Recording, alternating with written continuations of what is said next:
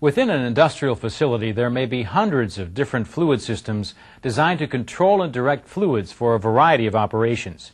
Each system is made up of a series of valves, piping, pumps, and other components. Fluid system components are susceptible to leaks. Two common devices used to prevent or minimize leaks are gaskets and packing. Gaskets are commonly used to seal non-moving connecting surfaces, such as pipe flange faces or the two halves of a pump casing. Gaskets are made of compressible materials that can be squeezed. When a gasket is squeezed between two connecting surfaces or sealing surfaces, the compressibility of the material allows the gasket to form a seal.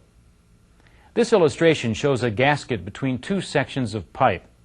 The gasket is installed between the smooth sealing surfaces or faces on the connecting flanges at the end of each pipe section. As the flanges are bolted together, the gasket is compressed or squeezed between the faces. As the bolts are tightened, the gasket material is forced into any small imperfections in the sealing surfaces of each flange. As a result, leakage paths are blocked off.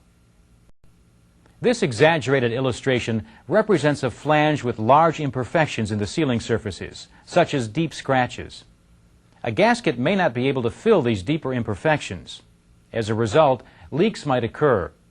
The surfaces should be polished with grit paper or machined to remove the imperfections. This illustration, enhanced to show detail, represents a flange with a high spot. This type of problem may not allow a gasket to compress evenly, creating a leakage path. The surface should be machined to remove the high spot. A cracked flange, exaggerated here to show detail, could also prevent a gasket from sealing properly. If the crack is deep, it may be impossible to repair, and the flange may have to be replaced.